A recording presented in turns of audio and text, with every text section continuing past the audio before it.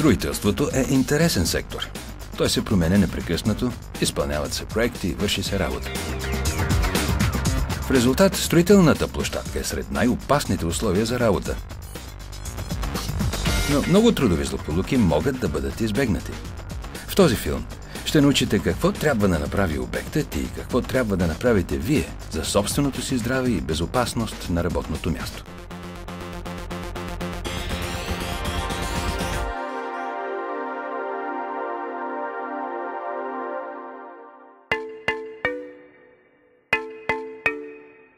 Когато дойдете за пръв път на обекта, това няма да е първият работен ден за всички. Преди да започне работа, мениджърите на обекта са планирали и подготвили всичко за вашето пристигане. Те трябва да осигурят условия да си вършите работата безопасно и ефективно. Кои 5 основни неща трябва да направи обектът за вас?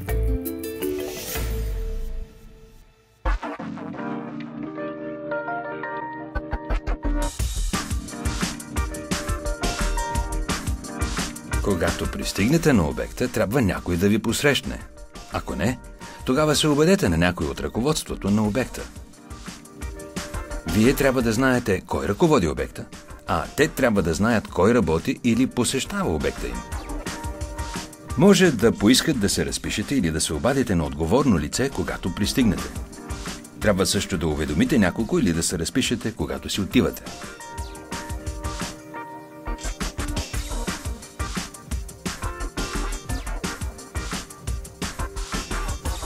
След като се представите, ще ви бъде направен инструктаж за обекта. Законът изисква да ви бъде дадена основна информация, за да може да работите безопасно на обекта. Може да видите видеофилм или инструктаж с слайдове. Важно е да разбирате какво се казва на инструктажа. Ако има нещо, за което не сте сигурни, не се страхувайте да поискате повече информация. Ако не сте работили на обект от известно време, трябва да сте сигурни, че не сте забравили нещо.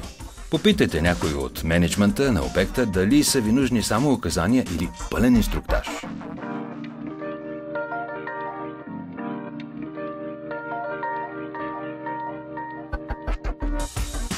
Независимо дали сте начинаещи или имате многогодишен опит, всяка работа е различна.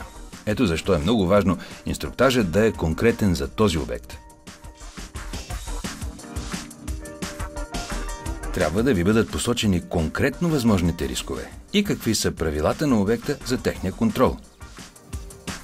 Ще научите също кои са мениджърите на обекта и какви мерки се предвиждат при злополуки и инциденти. Ще разберете и как да постъпите в случай на пожар или ако искате да задействате алармата. Може да ви се струва елементарно, но е нужно на обекта да има добри условия за почивка. Трябва да можете да си починете на топло и сухо място.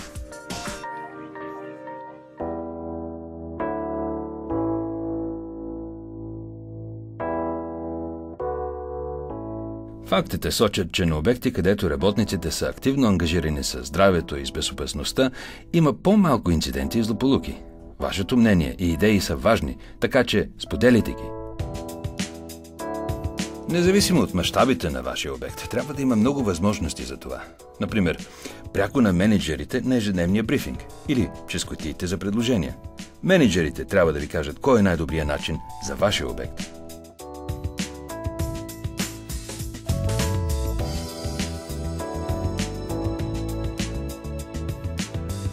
Строителните площадки постоянно се променят и непланираните дейности могат да бъдат основна причина за злополуки. Колкото по-актуална е вашата информация за това какво става на обекта, толкова по-добре ще разбирате рисковете. Най-добрите обекти постоянно информират работниците си какво става всеки ден. Има ли на вашия обект табло за опасностите? Актуализира ли се редовно? Ръководството на вашия обект трябва редовно да ви информира какво се случва. И така, да обобщим. Вашият обект трябва да е известен кога сте на обекта, да ви проведе инструктаж за обекта, да ви даде конкретна информация, да насърчава свободното общуване и да ви информира редовно. Обектът трябва да направи всичко възможно, за да гарантира безопасност. Ако не е, кажете им, работете с тях.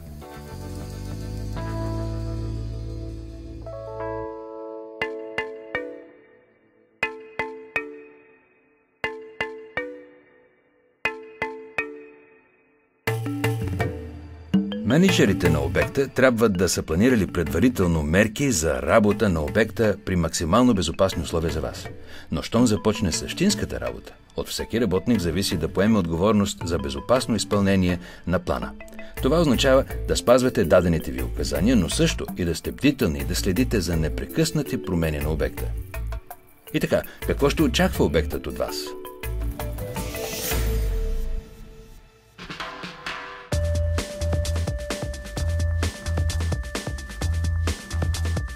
Правилата на обекта са създадени, за да се сведе до минимум риска от особено опасни дейности, като например движение на коли и работа с запалителни вещества. Движещи се коли и машини на обекта са основна причина за злополуки.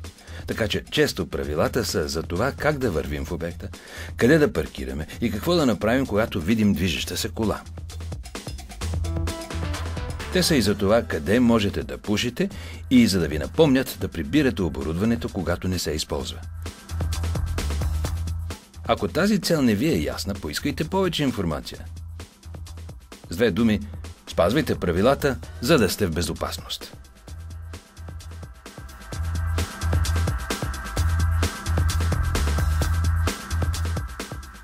Всяка задача на обекта е уникална и има своите опасни страни. Например, работата на високи места или ръчно повдигане. Ръководството на обекта ще изработи план за избягване или свеждане до минимум на опасностите, още преди да започнете работа. Планът може да се запише в оценката на риска, наречен Method Statement или Task Sheet. От тях ще разберете какво да правите, какви умения са ви нужни, какво облекло и какви инструменти да използвате и какви са опасностите. Вие също трябва да помогнете за процеса на планиране със своя опит и познания. Например, преди да работите на високо, което е рискова дейност, трябва да прецените: има ли подходящ достъп за това, което трябва да вършите? Имате ли нужните инструменти? Имате ли подходящо предпазно оборудване? Помярка ли ви е? И удобно ли е?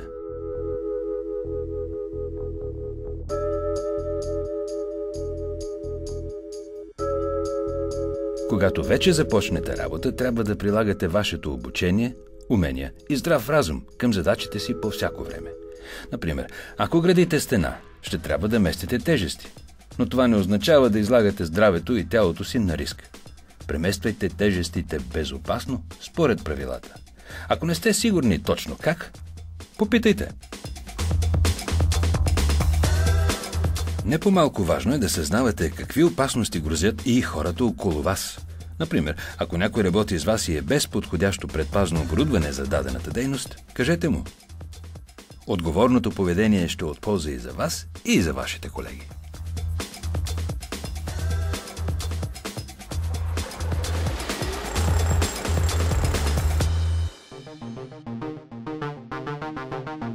В нашата индустрия не е лесно да кажем не.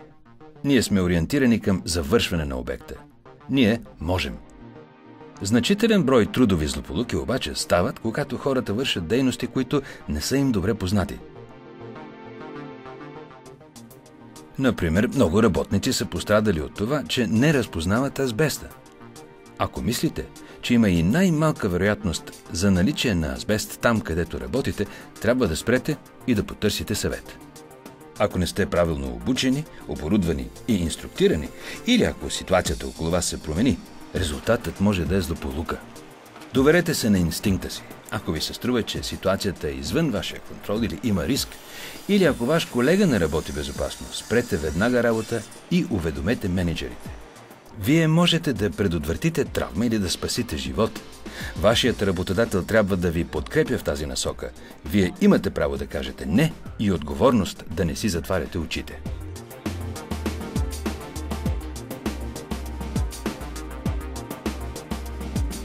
Ако работата ви изисква да сте конкретно обучени, за да може да я вършите безопасно, отговорност на работодателя е да ви го осигури. Но, за да можете да се възползвате максимално от възможностите на кариерата си, трябва непрекъснато да учите за новостите в машините, оборудването, правилата и обучението. Това не само ще ви даде по-голяма увереност, но и ще гарантира вашето здраве и безопасност.